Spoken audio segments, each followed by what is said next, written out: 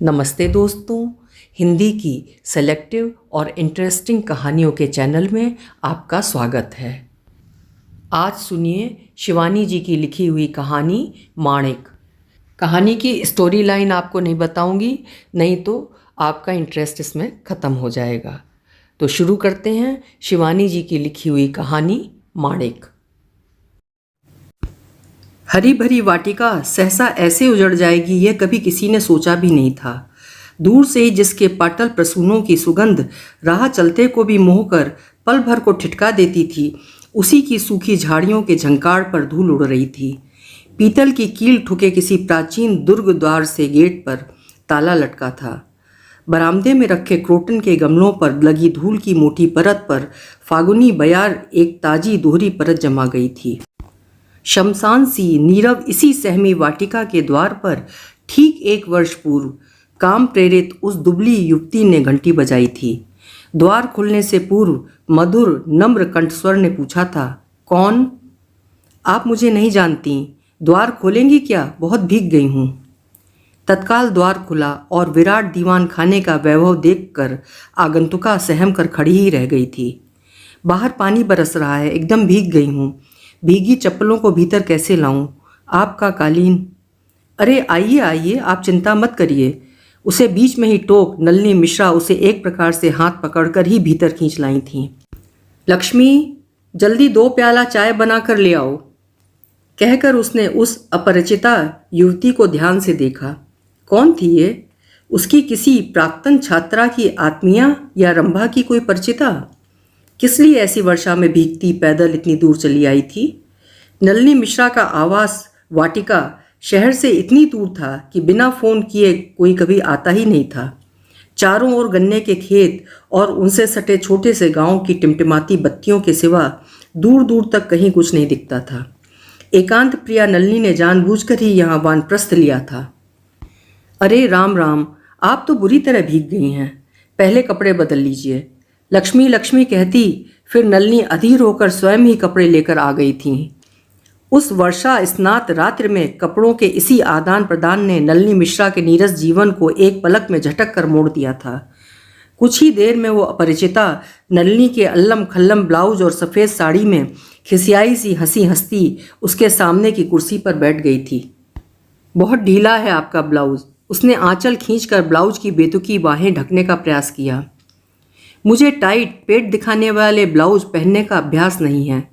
पल भर के परिचय में भी स्कूल इंस्पेक्ट्रेस नलिनी मिश्रा अपरिचिता के क्षण भर पूर्व उतारे गए बांहहीन हस्र परिधान पर व्यंग्यपाण छेड़ने से नहीं चूकी। शहर में कौन नहीं जानता था नलिनी को?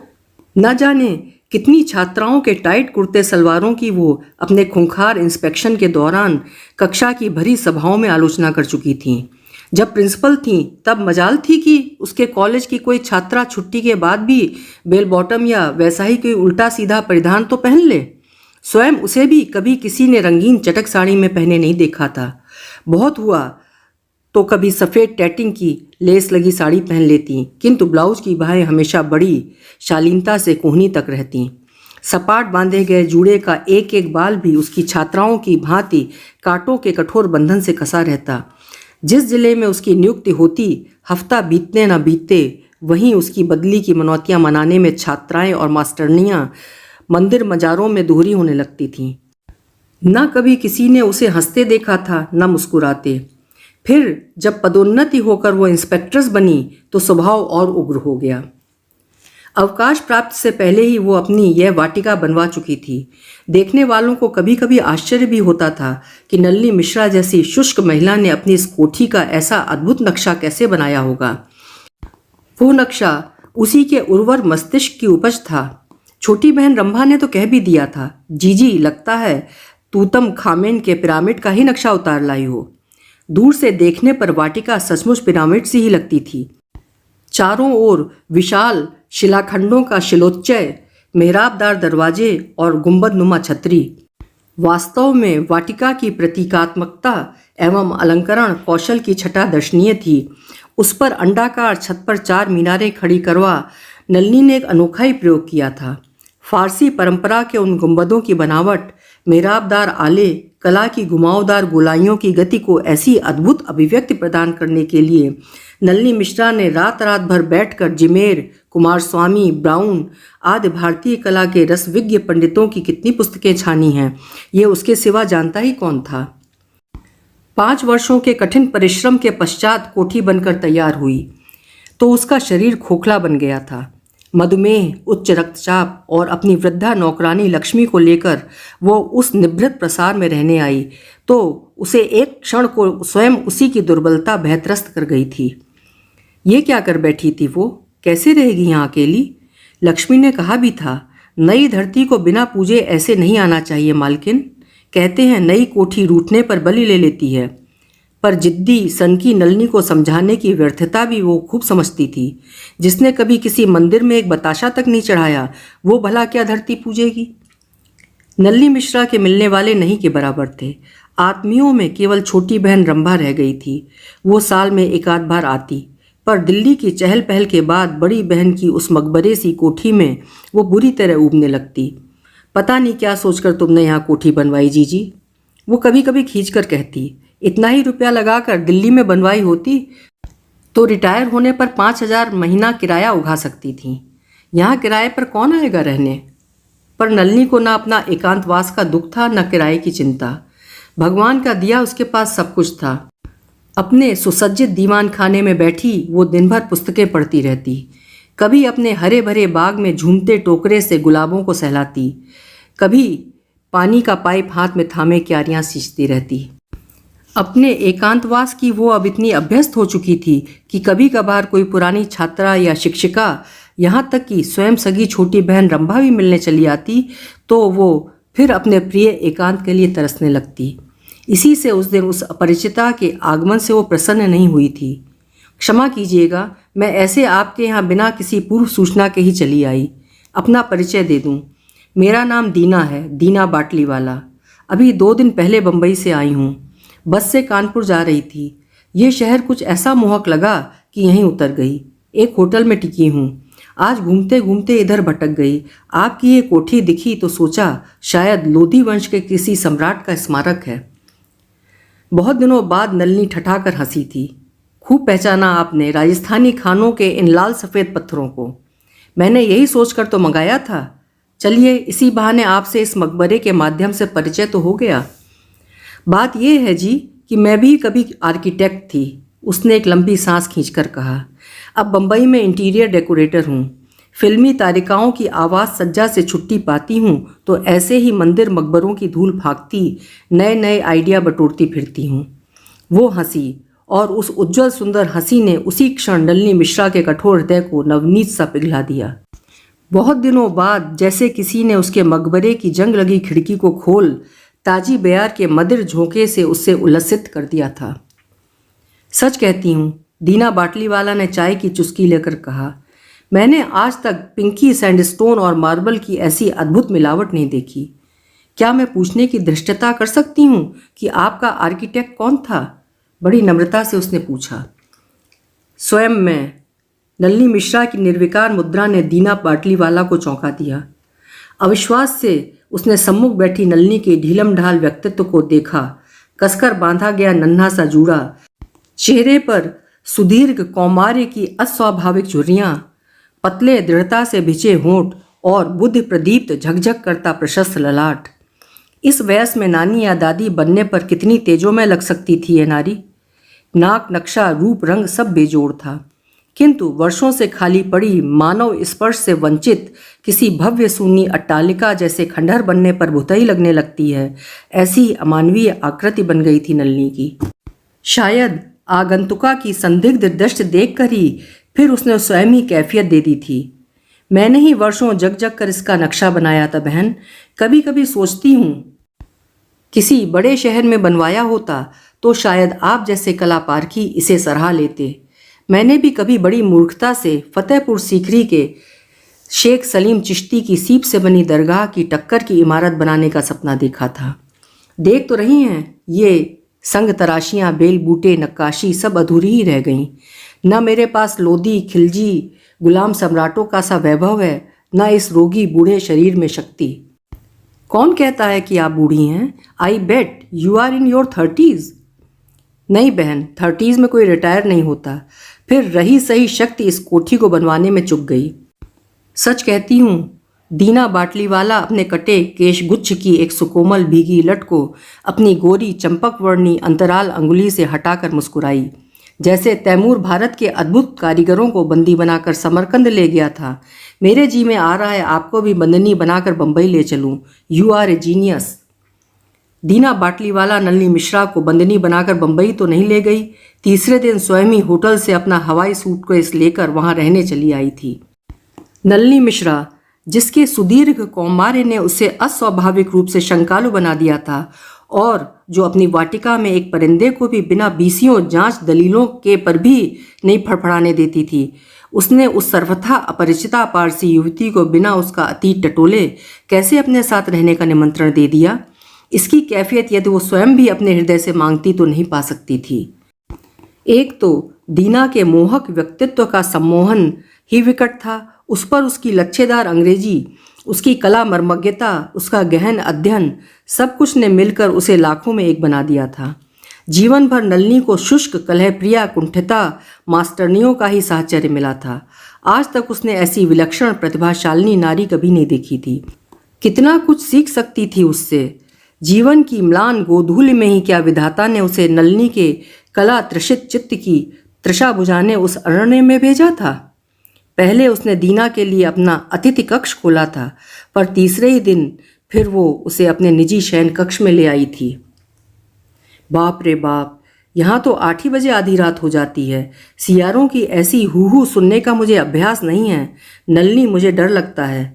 वो दूसरे ही दिन से बड़ी अंतरंगता से उसे नाम लेकर पुकारती आप से तुम पर उतर आई थी। सुना, पिछले साल सामने वाले गांव में डाका भी पड़ा था।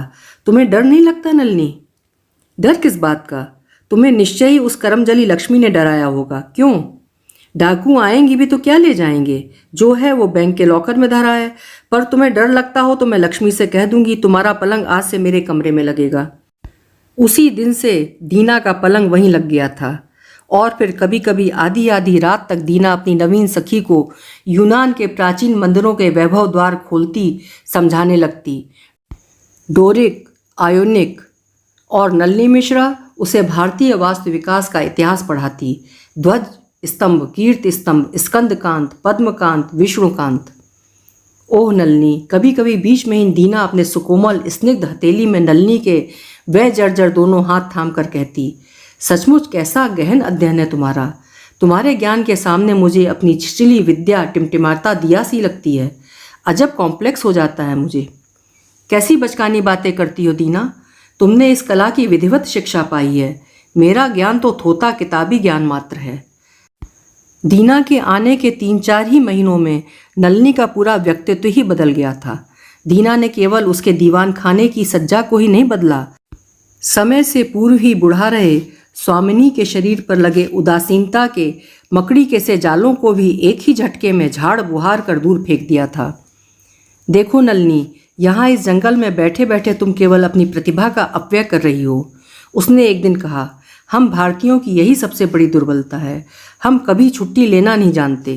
तुमने कभी किसी अंग्रेज अफसर को बिना छुट्टी लिए खटते देखा है? चलो हम दोनों भी एक बार एक लंबे कल्चरल टूर पर निकल पड़ें। और फिर कैसे कैसे वैभव की परतें किसी मखमली थान की परतों सी खोल कर रख दी थी दीना बाटलीवाला ने। रामेश्वर, पशुपतनाथ, गरुण, सोमेश्वर और अंत में जागेश्वर। आदिम शिवलिंग की स्निग्ध शोभा ने नलिनी को देवालय के हिम शीतल फर्श पर किसी कीलक से गाड़ कर रख दिया था। कौन कहता है कि शिवलिंग अनंत संहार शक्ति का प्रतीक है? जागेश्वर के उस गहन अंधकार पूर्ण गर्भगृह में टटोल टटोल कर ही दीना ने उसे कंधे पकड़कर झकझोरा था। उठो नलिनी, कब तक बैठी रहोगी? बाहर अंधेरा हो गया है। कहीं रात रहने का भी कोई प्रबंध करना है ना। मंदिर से ही लगे एक खंजर से अधटूटे मकान में एक ही कंबल ओढ़कर दोनों रात भर ठिठुरती रही थीं। दीना ने तड़के ही उठकर कुछ स्केच बनाए, फिर वो सिगरेट जलाकर फकाफक धुआं उड़ाने लगी थी। नलिनी को अपनी इस मुँहलगी अतिथि की एक यही आदत नापसंद थी। वो कई बार उसे टोक भी चुकी थी। देखो नलिनी, दीना ने उससे एक दिन स्पष्ट कह दिया था, मुझे साथ रखना है तो मेरी सिगरेट को भी सहना होगा। इसके बिना मैं कुछ भी सोचने करने में असमर्थ हूँ, समझी। सुबह उठकर फिर दोनों मंदिर की ओर जाने लगीं तो मंदिर का चौकीदार उन्हें संदिग्ध दृष्टि से देखने लगा। सोच रहा है हम दोनों किसी मूर्ति तस्कर दल की सदस्या हैं। सुना है हाल ही में यहाँ से एक भव्य मूर्ति चोरी हो गई है। वैसे मौका मिलता तो शायद मैं भी नहीं चूकती यार।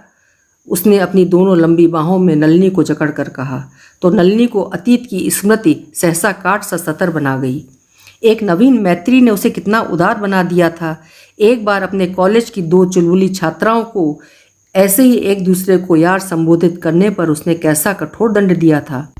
नंगे नाजुक घुटनों से रोड़ों पर स्टीम रोलर सा चलवा लहूलुहान कर रख दिया था छोकरियों को, और आज कोई स्वयं उसी के गले में बाहें डाल उसको यार कह रही थी। लंबी यात्रा के बाद दोनों लौटीं तो मेज पर रंभा की चिट्ठी पड़ी थी। जैसा उसे भय था किसी ने उसे इस नवीन मैत्री की सूचना दे ही दी थी। निश्चय ही लक्ष्मी ने राम साहेब ताऊ से कहा होगा और पिता के मित्र उन्हीं ताऊ ने रंभा को लिख दिया होगा। वे स्वयं भी तो इस बीच 3-4 बार आ चुके थे। रंभा बेहद नाराज थी कि जीजी ने उससे इतनी बड़ी बात छिपा ली थी। सुना तुमने बुढ़ौती में एक नई बहन को गोद ले लिया है, लगता है सगी बहन से ऊब गई हो। यह भी सुना है कि उसे लेकर भारत भ्रमण पर निकली हो। जीजी तुम मुझसे बहुत बड़ी हो, उपदेश देना उचित नहीं लगता, पर तुम्हारी अफसरी ने तुम्हें शायद जीवन की वो अभिज्ञता नहीं दी जो तुमसे छोटी होने पर भी बड़े शहरों के प्रवास ने मुझे दी है। मैं भी बम्बई में 10 वर्ष गुजार चुकी हूँ जीजी। बम्बई संतों की तीर्थ भूमि नहीं है, इतना ही याद रखना। मूर्ख रंभा, काश एक बार स्वयं आकर दीना को देख जाती। उस नवीन मैत्री ने उसकी जीजी की जीवन धारा ही कैसे बदल कर रख दी है, ये देख जाए रंभा। दीना के आने से पहले उसे खाने से कैसी अरुचि हो गई थी। प्रायः ही केवल फलाहार ही लेकर सो जाती थी। लक्ष्मी दाल सब्जी रोटी खिलाने की जिद करती तो वो उसका मन रखने चौके में ही बैठकर खाना निपटा लेती, पर अब कायदे से मेज लगने लगी तो सूप से लेकर दीना के बनवाए 7-7 कोर्स के डिनर में भी उसे आनंद आने लगा था। लक्ष्मी जो निरंतर उसके पीछे छाया सी डोलती थी, अब स्वामिनी के रुचि परिवर्तन को देखकर स्वयं ही सहम कर दूर हट गई थी। नलिनी के साथ ही उसका यौवन बीता था, उसी के साथ वो बूढ़ी हो रही थी।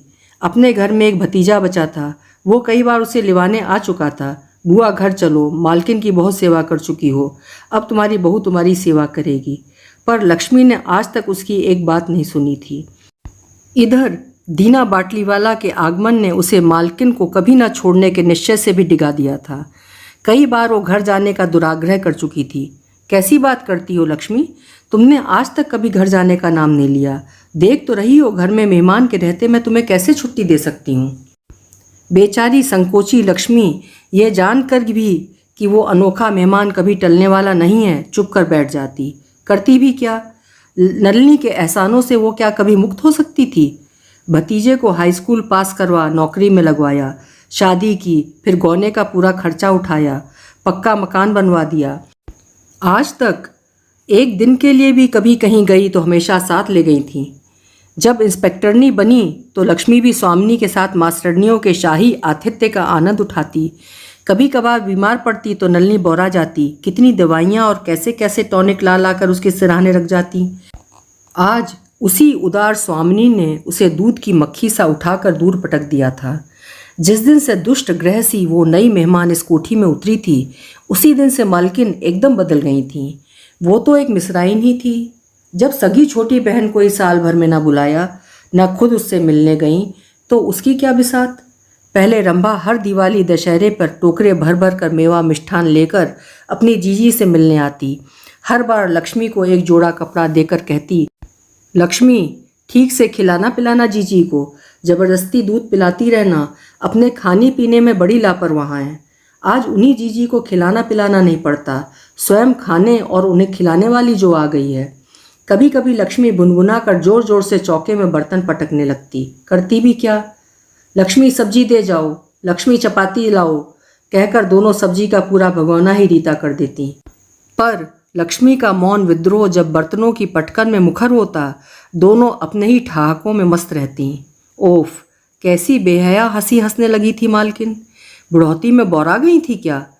और फिर एक दिन उन्हीं बेशर्म ठहाकों को चीरती बिना किसी पूर्व सूचना के रंभा द्वार पर खड़ी हो गई थी। लक्ष्मी ने ही द्वार खोला था। अरे रंभा बीबी, आप अकेले आई? भैया जी नहीं आए? नहीं लक्ष्मी, एक शादी में गई थी, सोचा जीजी से भी मिलती चलूं। उन्होंने तो अब हमें बुलाना भी छोड़ दिया है। घर पर हैं जीजी या फिर कहीं घूमने निकल गई हैं? एक दीर्घ श्वास का उत्तर देकर ही लक्ष्मी ने उसके हाथ से सूटकेस थाम लिया था। क्यों, जीजी घर पर ही है ना लक्ष्मी? रंभा का चिंतातुर स्वर अचानक तीखा हो उठा। अभी अभी दोनों नाश्ता कर बाग की ओर गई हैं। आप हाथ मुंह धो लीजिए, मैं बुला कर लाती हूँ। लक्ष्मी सूटकेस नीचे धर कर जाने को तत्पर हुई थी कि रंभा ने टोक दिया। नहीं नहीं, मैं वहीं मिलाती हूँ, तुम चाय वहीं ले आना। पहले घर आने पर क्या वो जीजी को ढूंढने बाग बगीचों में जाती थी? उसका तार पाते ही जीजी स्वयं उसे ढूंढने स्टेशन पहुंच जाती थी। घर आते ही मेज पर उसकी मनपसंद की सारी चीज़ें सजी रहती। आम के नोंचे से लेकर दाल भरे तिकोने रखना भी जीजी कभी नहीं भूलती थी। आज वो बिन बुलाए अपने ही मायके में मेहमान बनी चली आई थी। कम से कम उस 10 कन्या को तो अपनी आंखों से देख लेगी जिसने 2 सगी बहनों को अपनी मैत्री की आड़ी से चीरकर दूर पटक दिया था। सहसा खिलखिलाकर हंसती उस अपरिचिता का कंठस्वर सुनकर वो ठिठक कर खड़ी हो गई थी। जीजी की आवाज़ इतनी पतली नहीं थी। निश्चय ही यह वही बेहया छोकरी होगी। गुलाब की क्यारियों से सटा जीजी का मधुकुंज था। लाल पत्थर की नीची बेंच से सटी छोटी सी झील बनाकर जीजी ने ना जाने कहाँ कहाँ से लाकर रंगीन गोल पत्थर सजा दिए थे। अधमुंदे कमलों की सतर, हरी डंडियों के बीच नारंगी सुनहली नन्ही नन्ही मछलियाँ सर से तैरती निकल जाती और जीजी कहती, क्यों रंभा, ऐसी झील क्या मैं बना सकती थी दिल्ली में? रंभा को भी जीजी का वो मधुकुंज बेहद पसंद था। दिन भर वहीं बैठी बैठी दोनों बहनें बतियाती रहतीं। कभी स्वेटर बुनती, कभी शतरंज लेकर बैठ जाती, कभी कभी तो दिन का खाना भी लक्ष्मी वहीं पहुंचा जाती। उसी मधुकुंज की ओर सधे कदम रखती रंभा बढ़ ही रही थी कि अचानक उसकी दृष्टि बेंच पर अधलेटी दीना बाटलीवाला पर पड़ी। नीली बेल बॉटम पर चिकन का बासंती कुर्ता, छोटे छोटे कटे बाल और पीला सा चेहरा, जैसे पीलिया की रोगिणी हो। उसका सिर था जीजी की गोद में। एक ही क्षण में उसने उस युवती की चटुल विभा तरंग सी चपल झलक देखी और वो पीछे हट गई। दोनों ने उसे नहीं देखा था। पीछे हटती हटती रंभा करौंदे की कटीली झाड़ी के पीछे खिसक गई। एकाएक उसका क्षुब्ध चित्त आत्मग्लानि से भर गया। मात्र तुल्य जीजी की ऐसी जासूसी उसने आज तक कभी नहीं की थी। कितना बदल गई थी जीजी। कहाँ गया जीजी का वो धैर्य स्थैर्य का दिव्य रूप?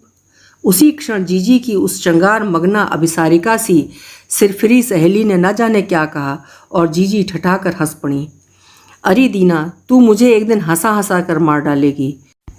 कह उसकी वो जीजी जो पवित्र स्नेह, समर्पण, त्याग की उदात्त भावनाओं का केंद्र थीं, सहसा झुकी और झुकती चली गईं।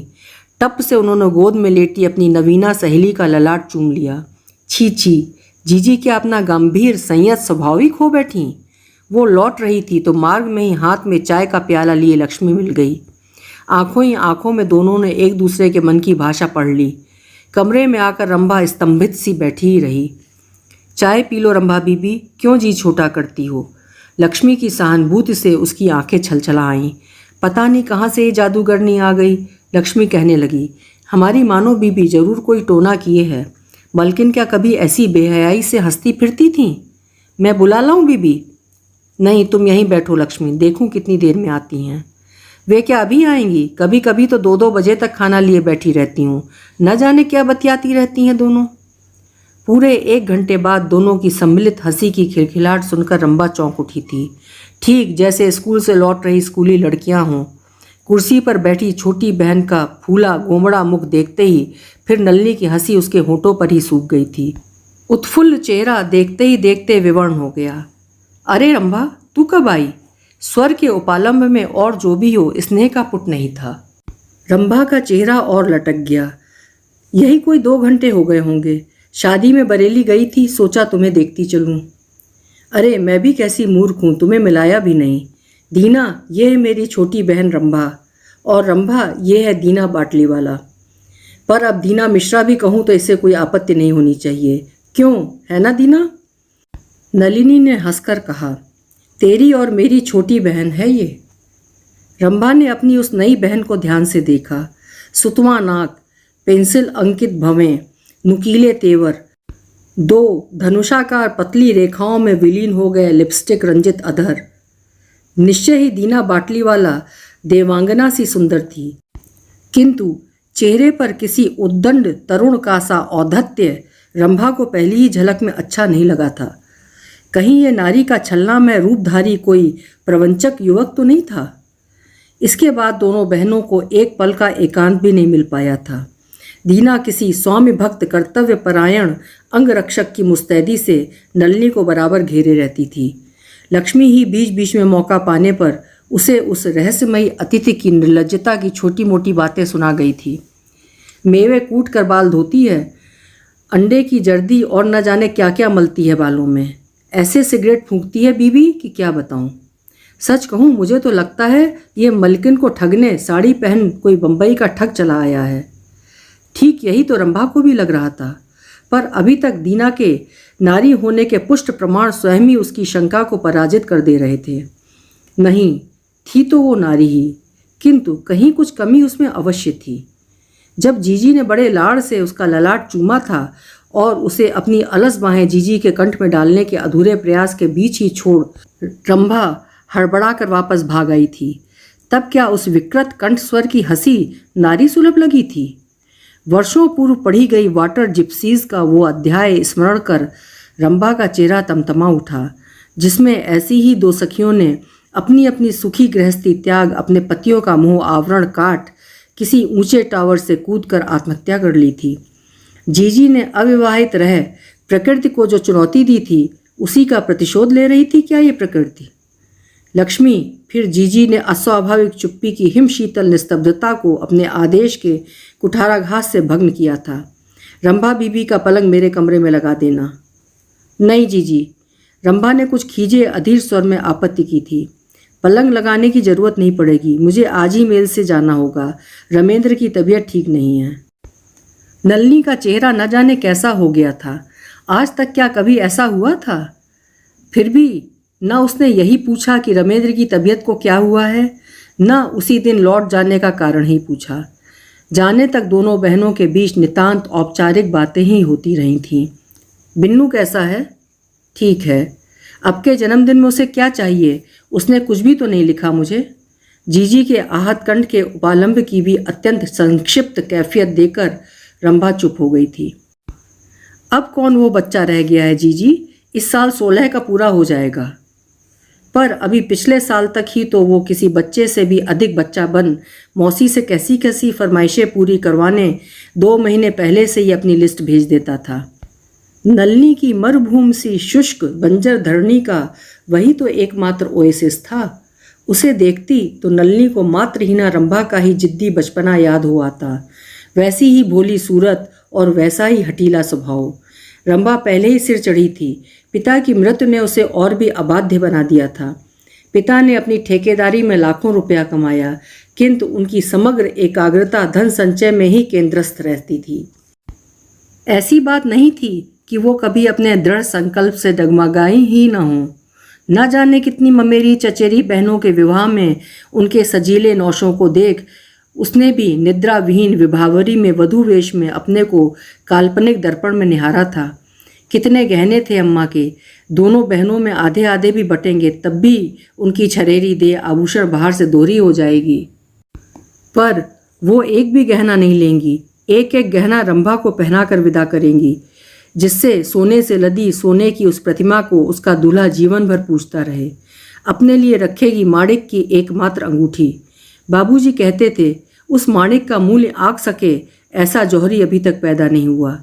बम्बई के एक सुप्रसिद्ध जौहरी ने उस माणिक को देखकर कहा था, 2 लाख अभी गिन सकता हूँ, कहिए मंजूर है? पर मनुष्य का स्वभाव भी कैसा विचित्र है। जौहरी के अविलंब आंके गए मूल्य ने उसके सनकी पिता के शंकित चित्त को और भी सनका दिया था।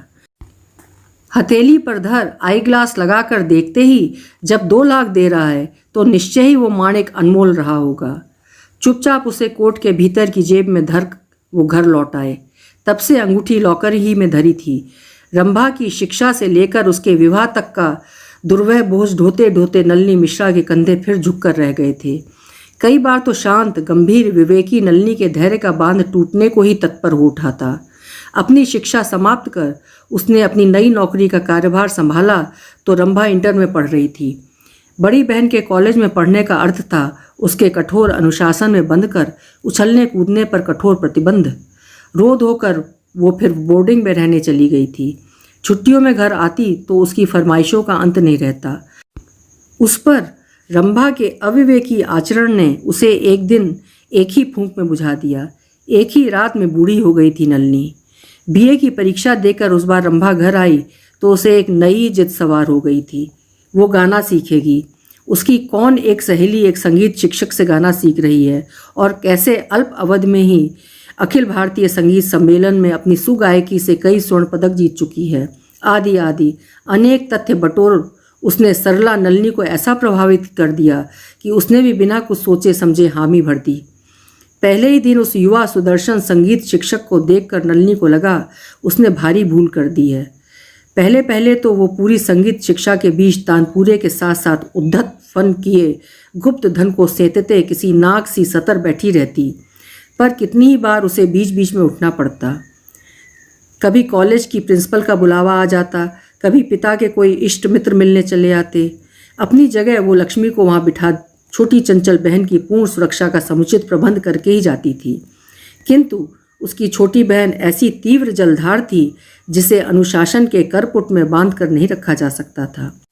संगीत शिक्षा यमन कल्याण से ऊपर न उठ पाने पर भी एक दिन पूरे कुल का कल्याण कर गई। बड़ी बहन के नाम एक छोटा सा चुरकुट छोड़ रंभा प्रेमी सहित स्टेशन पहुंची ही थी कि समय पर ही अग्निरेखा को जल प्लावित कर नलिनी ने जिस गहरी सूझबूझ का परिचय दिया वैसा शायद कोई अनुभवी बुजुर्ग भी नहीं दे पाता। वैसे भी जितना ही उग्र नलिनी का क्रोध होता उतना ही शांत निरुद्वेग रहती थी उसकी दृष्टि और उतना ही संयत रहता था उसका आचरण। उस दिन भी वो चुपचाप उठकर ऐसे स्टेशन चली गई थी जैसे बोर्डिंग से लौटी छोटी बहन को लेने स्टेशन जा रही हो। रंभा का प्रेमी जब रेलवे काउंटर पर टिकट ले रहा था तभी वो चुपचाप अकेली खड़ी छोटी बहन के पीछे खड़ी हो गई थी। रंभा शांत कंठस्वर पानी में भीगे पतले लपलपाते चाबुक की सी सड़ाक के साथ रंभा की अपराधी पीठ पर पड़ा। वो कांप गई। घर चल। और कठपुतली सी रंभा सिर झुकाए जीजी के साथ होली थी। ऐसी ही अद्भुत सम्मोहक शक्ति थी तब नलिनी के कंठस्वर में। धृष्टा छोटी बहन आज तक एक नहीं अनेक ऐसे छोटे मोटे अपराध कर चुकी थी, किंतु जहां नलिनी के कठोर स्वर की बिजली कड़कती रंभा वहीं जीजी भय से आतंकित होकर थरथर कांपने लगती। उस दिन दोनों बहनें बिना खाए चुपचाप सो गई थीं। बुद्धिमती लक्ष्मी सब कुछ समझ गई थी। उसकी अनुभवी आंखों से कुछ भी छिपा नहीं था, किंतु उस अपर नारी की समझदारी का गांभीर्य ही नलिनी की दृष्टि में उसका सबसे बड़ा गुण था। कभी उसकी जिह्वा घर भेदी विभीषणी बतकही कहने को मचलती थी तो वह उसी क्षण उसे अपने विवेक की बत्तीसी से काट कर रख देती। आधी रात को अचानक प्रेमी स्मृति विह्वला रंभा बुरी तरह से सकने लगी तो नलिनी अपने पलंग से उठकर चुपचाप उसके साथ लेट गई थी। जब से रंभा बड़ी हुई थी वो लाख चाहने पर भी कभी उसे छाती से चिपटाकर लाड़ दुलार का प्रदर्शन नहीं कर पाई थी। उसका संकोची स्वभाव ही कुछ ऐसा था कि प्रदर्शन मात्र की संभावना से उसे लज्जा घेर लेती थी। अपनी इस दुलारी बहन के लिए वो अपना सर्वस्व निछावर कर सकती है, यह उसे कैसे बताए। अंत में बड़ी चेष्टा से उसने उस दिन रंभा को खींचकर छाती से चिपटा लिया था। रंभो, तू आज मुझे छोड़कर ऐसे चली जाती तो मेरा क्या होता, ये सोचा है कभी तूने? बाबूजी हम दोनों के लिए जितना कुछ छोड़ गए हैं वो सब तेरा ही तो है रंभा, ये सब जानते हैं। फिर कौन तुझसे प्रेम करता है और कौन तेरी संपत्ति से, ये परखने की क्या तेरी अभी ये उम्र है? एक 3 कौड़ी के छोकरे उस म्यूजिक मास्टर के साथ घर बसाकर क्या तू कभी सुखी हो सकती थी? मैं तेरी शादी ऐसे शहजादे से करूंगी जो रूप में, गुण में, खानदान में कहीं भी तुझसे हार न माने। पर भावी शहजादे के रूप गुण का वो काल्पनिक वर्णन भी रंभा की सिसकियों को नहीं रोक पाया। लग रहा था पल पल दुगणित होती उसकी वे सिसकियां उसकी पतली कमर को तोड़कर रख देंगी। एकाएक चौकन्नी होकर नली पलंग पर बैठ गई। क्षण भर पूर्व का लाड़ दुलार भरा मधुर कंठ किसी भावी आशंका से एक बार फिर चाबुक सा लहरा उठा। रंभो, कहीं कुछ उल्टी सीधी बात तो नहीं हो गई? बोलती क्यों नहीं? और फिर उस उल्टी सीधी बात को सुलझाने कहाँ कहाँ नहीं भटकी थी बेचारी नलिनी मिश्रा। आज दोनों बहनों के जीवन के उस अभिशप्त पखवाड़े की एकमात्र साक्षिणी रह गई थी लक्ष्मी। रंभा को पीलिया हो गया है और उसे हवा बदल कराने वो अपनी एक डॉक्टरनी सखी के पास पूना ले जा रही है, यही लक्ष्मी से कहकर बहन को लेकर चली गई थी। किंतु कौमार्य के उस रहस्यमय पांडु रोग को लक्ष्मी स्वयं भी एक बार अपनी बहन के ससुराल में भोग चुकी थी। अंतर इतना ही था कि उसे रोग मुक्त कराने बहन नहीं ले गई थी, ले गया था स्वयं अपराधी बहनोई। उसी वर्ष फिर बड़ी धूमधाम से रंभा का विवाह रचा। नलिनी ने उसे विदा कर दिया था। दोनों बहनों के ऐश्वर्य की ख्याति बिरादरी में दूर दूर तक फैल चुकी थी। फिर सब यह भी सुन चुके थे कि बड़ी बहन आजन्म कौमार्य व्रत धारण करने की घोषणा कर चुकी है। इसी से एक ना एक दिन पूरी संपत्ति की एकमात्र उत्तराधिकारिणी रंभा ही होगी। दूरदर्शी राजेश्वर शुक्ल स्वयं ही अपने सुयोग्य पुत्र रमेंद्र का रिश्ता लेकर नलिनी के पास आए थे। लड़का इंजीनियरिंग पास कर किसी विदेशी फर्म में ऊंची तनख्वाह पा रहा था। जितना ही देखने में सुंदर था उतना ही विनम्र, किंतु उस विनम्रता के नीचे लड़के के उग्र कठोर गांभीर्य का क्षणिक परिचय पाकर नलिनी प्रसन्न ही हुई थी। और जो हो वो कभी दब्बूपति सिद्ध नहीं होगा।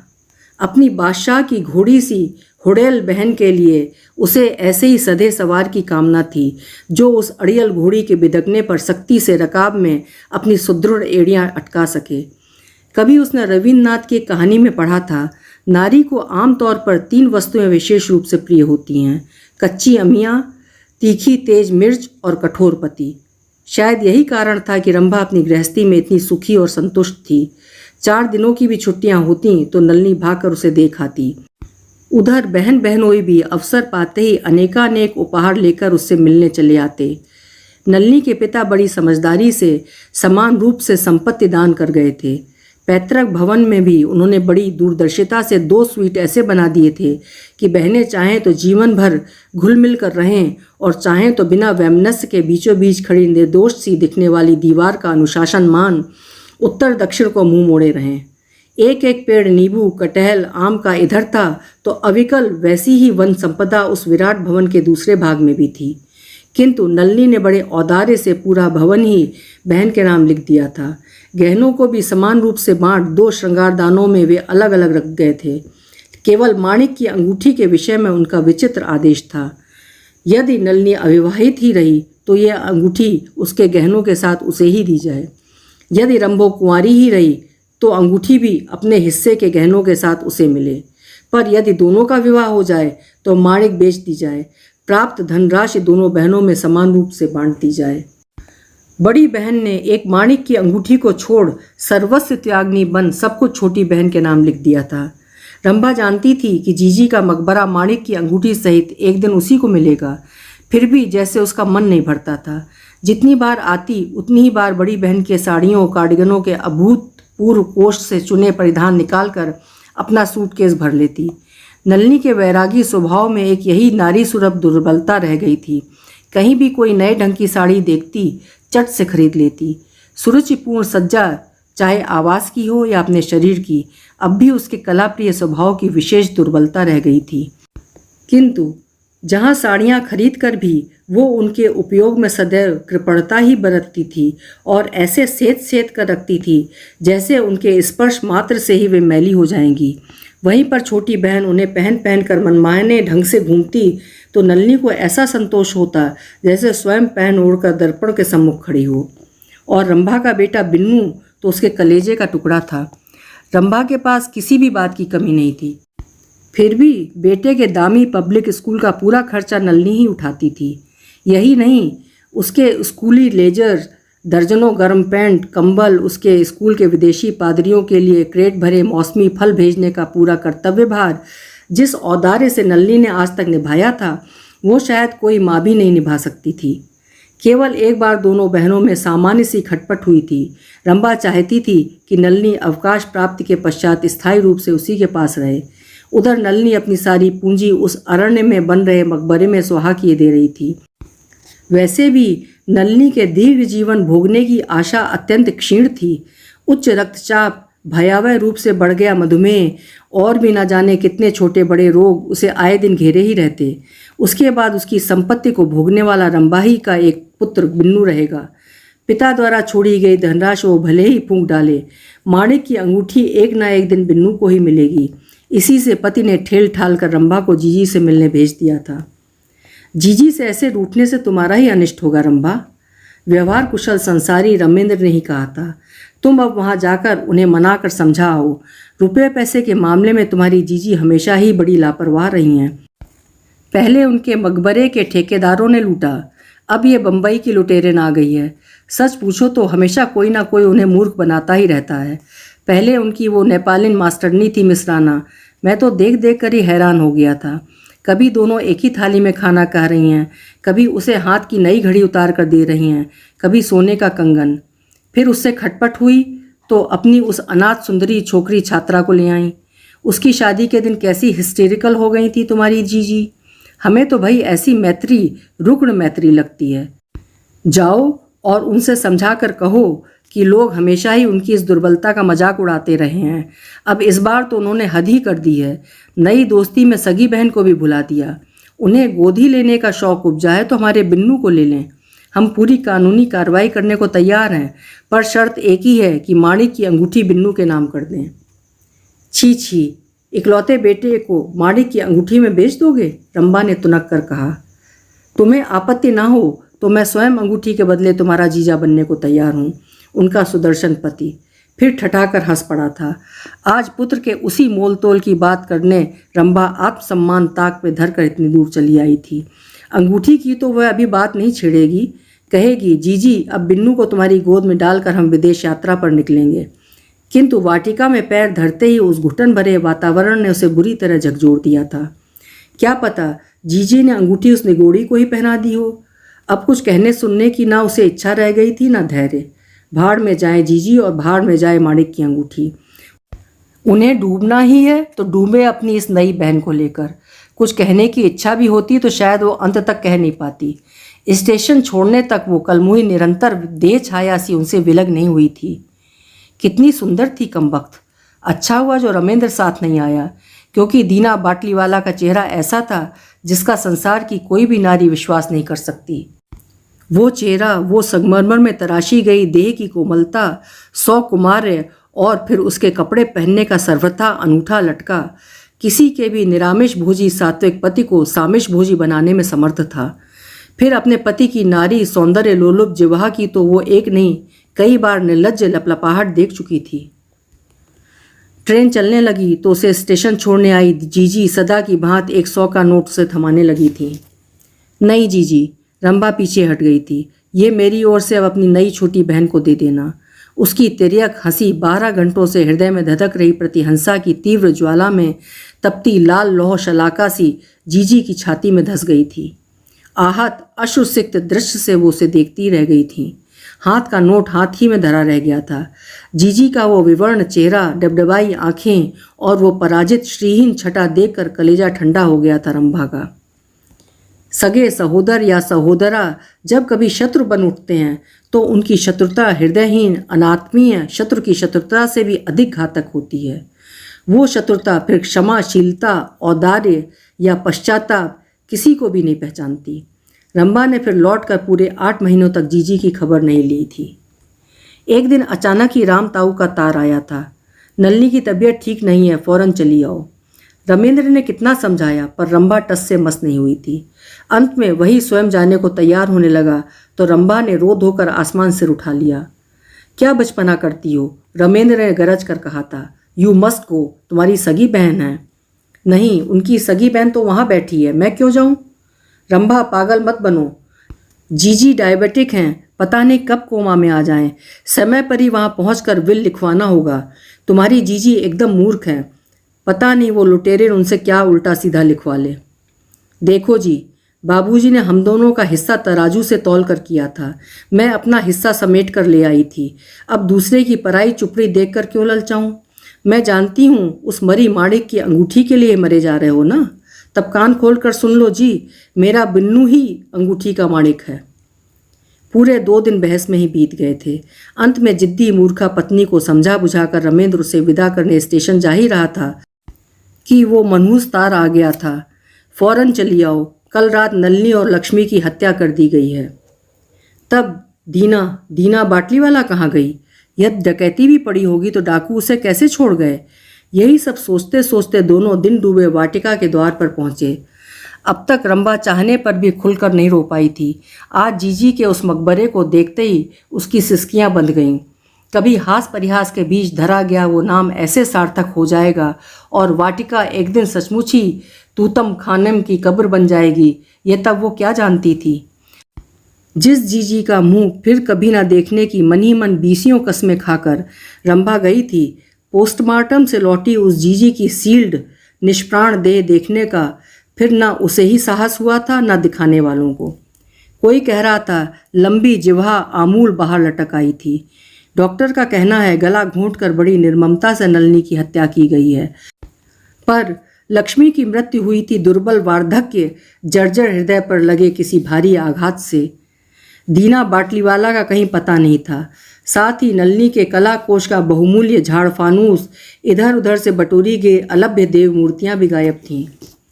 बेचारी लक्ष्मी, उसके जर्जर हृदय पर जो घातक आघात लगा था उसका साक्षी था भी कौन? वैसे भी उससे नींद बहुत कम आती थी। उस दिन भी वो अपने कमरे में चुपचाप पड़ी बार बार अपना दृढ़ निश्चय दोहरा रही थी। तड़के ही अपनी गठरी बांध कर वो चुपचाप जाकर बस में बैठ जाएगी और फिर यहाँ कभी नहीं लौटेगी। मालकिन से बिना कुछ कहे ऐसे चोर की तरह मुंह छिपाकर भागने से पहले स्वयं ही अदृश्य बेड़ियां उसे जकड़ेंगी, ये वो जानती थी। पर नलिनी से कहने पर वो उसे कभी नहीं जाने देगी, ये भी उसे पता था। तड़के ही गठरी छोड़कर उसे कहीं और जाना पड़ेगा, ये बेचारी क्या जानती थी। स्वामिनी की विचित्र गोगों सुनकर भी वो बड़ी देर तक नहीं उठी थी।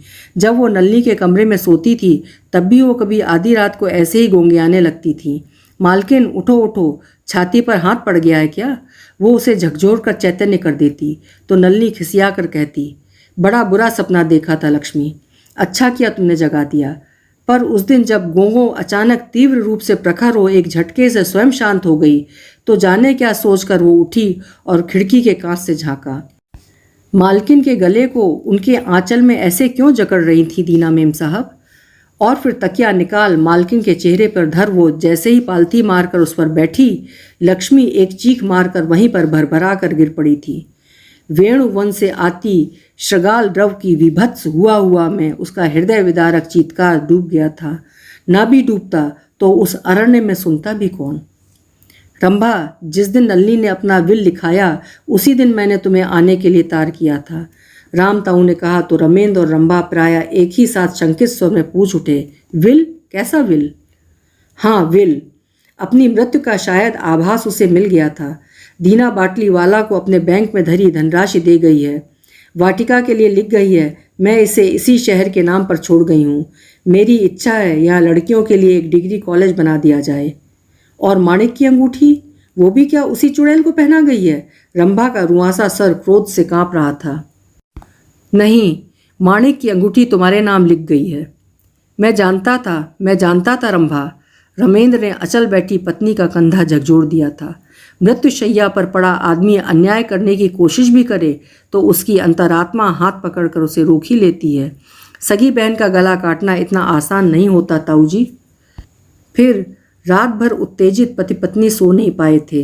राम राम कर बैंक खुलने की प्रतीक्षा की, फिर अपना हिस्सा बटोरने पहुंच गए थे। लॉकर में कपड़े से सिली मुहर लगी चिर परिचित एक नन्ही डिबिया ही पड़ी थी और कुछ भी नहीं था। तब जीजी के हीरे के कर्णफूल पन्ने का वो जड़ाऊ कंगन जो जयपुर से उन्होंने 3 साल पूर्व 4000 में खरीदा था, कहती थी बिन्नू की शादी में अपनी बहू को मुंह दिखाई में दूंगी, और अम्मा की स्मृति में संजोए उनके 2-2 तोले के वे भारी सोने के क्लिप। कितनी बार रंभा ने कहा था, जीजी लाओ मुझे दे दो, तुम्हें सुंदर सी 4 चूड़ियाँ बनवा दूँ, ठूंठ से हाथ लिए फिरती हो। पर जीजी ने हंसकर बात टाल दी थी। जीजी के आभूषणों का वो सीमित होने पर भी बहुमूल्य संग्रह क्या वो जादूगरनी तिड़ी करके ले गई थी? क्यों चिंता करती हो, एक ना एक दिन तो अपने 60,000 लेने आएगी ही। रमेंद्र अपने बुद्धि चातुर्य पर जोर से हंसा था, पर उसी क्षण उसकी खोखली हंसी किसी देवालय के गूढ़ गर्भ में गूंजती घंटा ध्वनि ही सी गूंज कर उसी तक लौट आई। अपना पूरा बैंक बैलेंस वो 4 दिन पहले ही समेट चुकी थी रंभा। तब नलिनी होश में थी, उसी ने सब रुपए निकलवा कर उसे सौंप दिए थे। रामताऊ ने कहा और रंभा ने उन्हें आग्नेय दृश्य से घूर कर भस्म कर दिया। मैं तो सोचती थी आप बाबूजी के मित्र हैं। जीजी हमारा इतना बड़ा अनिष्ट कर गई और आपने मुझे खबर भी नहीं दी।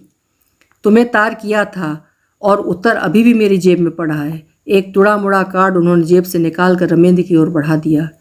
जीजी हमारे लिए मर गई हैं। मुझे अब ना उनसे कोई लगाव रह गया है ना उनकी संपत्ति से। 1000 बार समझाया है। रमेंद्र ने गुस्से में कार्ड दूर पटक दिया। गुस्से में कभी चिट्ठी ना लिखा करो। अब भुग तो अपना किया। इसमें तो कोई संदेह ही नहीं रह गया था कि हत्या उसी ने की है। रामताऊ कह रहे थे। पेशेवर हत्यारिन थी।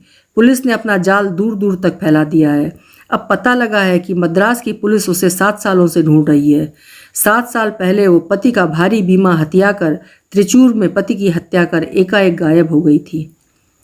अपनी बहुमूल्य डिबिया को मुट्ठी में ही कसकर पकड़े रंभा पति के साथ वाटिका लौट आई थी। जैसे पर्स में डिबिया रखने में भी भय लग रहा था। भाड़ में जाए ससुरी का बैंक बैलेंस। रमेंद्र ने उदास पत्नी की पीठ थपथपाई। अब जरा डिबिया तो खोलो डार्लिंग, हम भी तो देखें कैसा है तुम्हारे खानदान का यह हिस्टोरिकल माणिक। पूरे 15 साल बाद देखूंगी आज। रंभा को इतनी उत्तेजना, ऐसे अनिर्वचनीय आनंद का अनुभव पहली बार पुत्र का मुंह देखने पर भी नहीं हुआ था। कांपते हाथों से उसने सिली डिबिया की बखिया उधेड़ी। डिबिया का ढकना खोल रुई की पतली परत उठाते ही वो फिर ऐसी जोर से चीख उठी थी जैसे क्रुद्ध पद्मनाग का फन छू लिया हो। क्या हुआ, क्या हुआ? रमेश घबराकर पत्नी के विवर्ण चेहरे पर झुक गया था। बिना कुछ कहे रंभा ने खुली डिबिया पति की ओर बढ़ा दी। डिबिया में माणिकहीन अंगूठी किसी कंकाल के शून्य नयन कोटर सी अपने सोने के नन्हे नन्हे पंख फैलाए विवश पड़ी थी। ये थी आज की कहानी दोस्तों। आपको कहानी कैसी लगी कमेंट बॉक्स में मुझको लिखकर ज़रूर बताइएगा। मैं प्रतीक्षा करूँगी। फिर मिलेंगे। आपका समय शुभ हो, मंगलमय हो।